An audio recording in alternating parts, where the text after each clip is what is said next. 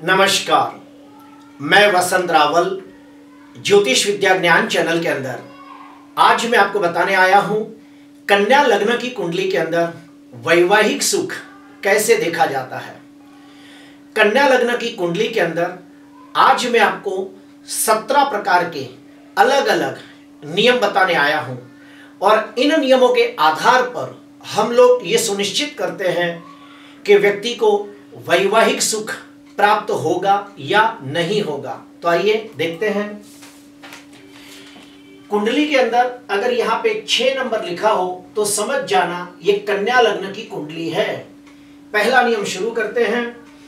कन्या लग्न की कुंडली में सप्तम भाव के अंदर गुरु स्वगृही होकर हंस योग नामक पंच महापुरुष राजयोग बनाता हो तो ऐसे व्यक्ति को उत्तम कक्षा का सांसारिक सुख और वैवाहिक सुख प्राप्त होता है। दूसरा नियम, कन्या लग्न की कुंडली के अंदर सप्तमाधिपति गुरु चौथे भाव के अंदर स्वगृही होकर हंस योग नामक पंच महापुरुष राजयोग बनाता हो तो भी ऐसे व्यक्ति को उत्तम कक्षा का सांसारिक सुख और वैवाहिक सुख प्राप्त होता है। तीसरा नियम, कन्या लग्न की कुंडली के अंदर सप्तमाधिपति गुरु 11वें भाव के अंदर उच्च राशि में बलवान होकर बैठा हो तो बहुत अच्छा माना जाता है। क्यों? क्योंकि सप्तमेश उच्च का भी हो रहा है और 11वें भाव के अंदर गुरु कारक माना गया है और ये गुरु वापस अपनी नवम दृष्टि से स्वराशि को देख रहा है। तो फिर से बोलूंगा, सप्तमाधिपति गुरु 11वें भाव के अंदर उच्च राशि में बलवान होकर बैठा हो तो निश्चित तौर पे ऐसे व्यक्ति को उत्तम कक्षा का सांसारिक सुख और वैवाहिक सुख प्राप्त होता है।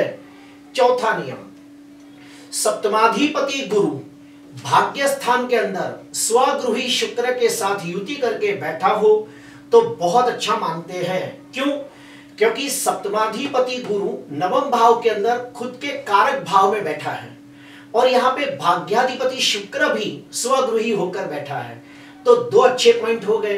तो फिर से बोलूंगा, सप्तमाधिपति गुरु भाग्य स्थान के अंदर स्वगृही शुक्र के साथ बैठा हो तो ऐसे व्यक्ति को बहुत ही नसीबदार, धार्मिक, श्रद्धालु, परोपकारी जीवन साथी मिलता है और उत्तम कक्षा का सांसारिक सुख और वैवाहिक सुख प्राप्त होता है। पांचवा नियम, सप्तमाधिपति गुरु 11वें भाव के अंदर उच्च का होकर स्वगृही चंद्र के साथ युति करके गज केसरी योग नामक राजयोग बनाता हो तो सोने पे सुहागा जैसा फल मिलता है। क्यों?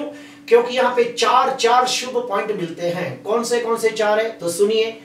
पहला पॉइंट, सप्तमाधिपति गुरु उच्च का हो रहा है। दूसरा पॉइंट, गुरु 11वें भाव का कारक ग्रह माना गया है तो कारक होके 11वें भाव में बैठा है। तीसरा, चंद्र गुरु की युति गजकेसरी योग बना रही है। चौथा, गुरु अपनी नवम दृष्टि से स्वराशि को देख रहा है।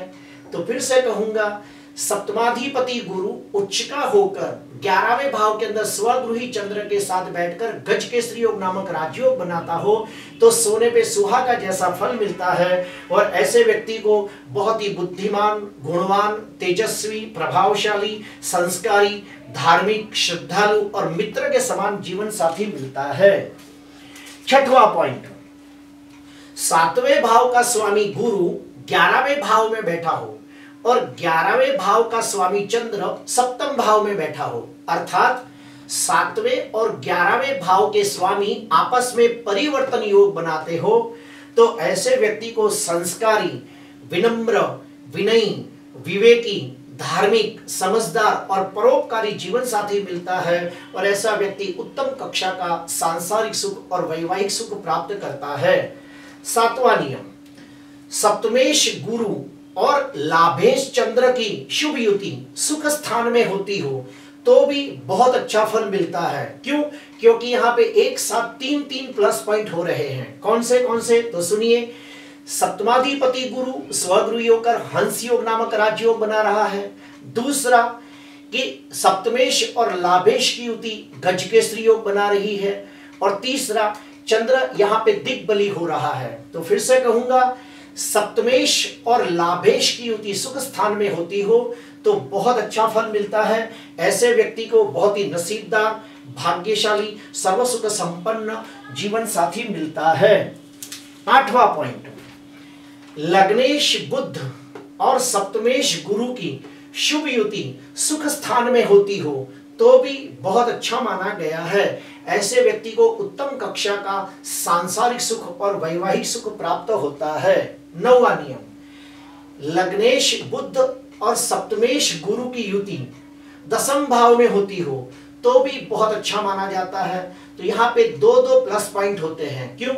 क्योंकि दसम भाव का कारक ग्रह है गुरु और बुध यहाँ पे स्वगृही होकर भद्रयोग नामक राजयोग बनाता है, तो बहुत अच्छा माना जाता है। तो फिर से कहूंगा, लग्नेश बुध और सप्तमेश गुरु की युति दसम भाव में होती हो तो ऐसे व्यक्ति को उत्तम कक्षा का सांसारिक सुख और वैवाहिक सुख प्राप्त होता है। 10वां नियम, लग्नेश बुध और सप्तमेश गुरु की युति भाग्य स्थान में होती हो तो भी बहुत अच्छा फल मिलता है, क्योंकि गुरु नवम भाव के अंदर कारक माना गया है और यहाँ पे लग्नाधिपति बुध भी साथ में बैठा है। तो फिर से कहूंगा, लग्नेश बुध और सप्तमेश गुरु की युति भाग्य स्थान में होती हो तो ऐसे व्यक्ति को धार्मिक, आध्यात्मिक, नसीबदार जीवन साथी मिलता है और ऐसा व्यक्ति सर्व प्रकार के सांसारिक और भौतिक सुखों की प्राप्ति करता है। 11वां नियम, सप्तमेश गुरु भाग्य स्थान में बैठा हो और भाग्याधिपति शुक्र सप्तम भाव के अंदर उच्च का होकर मालव योग नाम का पंच महापुरुष राजयोग बनाता हो, अर्थात 7वें और 9वें भाव का आपस में परिवर्तन योग बनता हो तो भी ऐसे व्यक्ति को बहुत ही तेजस्वी, प्रभावशाली, धार्मिक, आध्यात्मिक और नसीबदार जीवन साथी मिलता है। आखिरी नियम, 12वां नियम, पंचमेश शनि सप्तम भाव के अंदर स्वगृही गुरु के साथ बैठा हो तो भी ऐसे व्यक्ति को बहुत अच्छा फल मिलता है। क्यों? क्योंकि पंचमाधिपति शनि सप्तम भाव के अंदर दिग्बली हो जाता है और गुरु यहाँ पे स्वगृही होकर हंस योग बनाता है। तो फिर से कहूंगा, पंचमाधिपति शनि सप्तम भाव के अंदर स्वगृही गुरु के साथ युति करके बैठा हो तो ऐसे व्यक्ति को बुद्धिमान, गुणवान, संस्कारी, तेजस्वी, प्रभावशाली, अपने पसंद का जीवन साथी प्राप्त होता है और ऐसा व्यक्ति उत्तम कक्षा का सांसारिक सुख प्राप्त करता है। अभी हम अशुभ के बारे में जानेंगे कि अशुभ फल कैसे मिलता है। तो सुनिए, सप्तमाधिपति गुरु राहु के साथ युति करके 6वें, 8वें या 12वें भाव में बैठा हो तो निश्चित तौर पे ऐसे व्यक्ति के विवाह में विघ्न होता है, देरी होती है या फिर विवाह के बाद पत्नी के साथ कंकाश कलेश होता है या फिर डिवोर्स भी हो सकता है। दूसरा नियम, सप्तम भाव के अंदर सूर्य ग्रहण, चंद्र ग्रहण, अंगारक योग, विष योग जैसे अशुभ योग बनते हो और सप्तमाधिपति गुरु 6वें, 8वें या 12वें भाव में बैठा हो तो भी ऐसे व्यक्ति के विवाह में विघ्न होता है, देरी होती है या फिर विवाह भंग के योग बनते हैं। तीसरा नियम, सप्तम भाव दो पाप ग्रहों के बीच में हो तो हम इसे पाप कर्तृयोग कहते हैं। तो सप्तम भाव पाप कर्तृयोग में पीड़ित होता हो और सप्तमाधिपति गुरु भी पाप कर्तृयोग में पीड़ित होता हो तो ऐसे व्यक्ति के विवाह में विघ्न होता है, देरी होती है या फिर विवाह के बाद कंकास कलेश होता है। आखिरी नियम, सप्तमाधिपति गुरु अस्त का हो या फिर मृत अवस्था में हो या फिर सप्तमाधिपति नीच का होकर बैठा हो, षड्बल में बलहीन हो, सप्तमाधिपति पाप ग्रहों से पीड़ित या पाप ग्रहों से द्रष्ट होता हो या फिर नवमांश के अंदर सप्तमाधिपति गुरु नीच का होता हो तो विवाह में विघ्न या देरी होती है। अगर हमें पता चल जाता है कि किसी की कुंडली के अंदर विवाह में विघ्न है तो हम उसे सलाह देते हैं।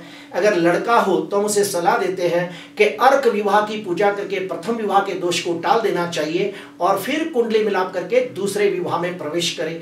अगर लड़की हो तो हम कहते हैं कि कुंभ विवाह की विधि करके प्रथम विवाह के दोष को टाल देना चाहिए और फिर कुंडली मिलाप करके दूसरा विवाह करना सुखकारी साबित होता है। प्रिय दर्शकों, आज के लिए बस इतना ही। आपको अच्छा लगा हो तो जरूर लाइक करना, सब्सक्राइब करना। नमस्कार।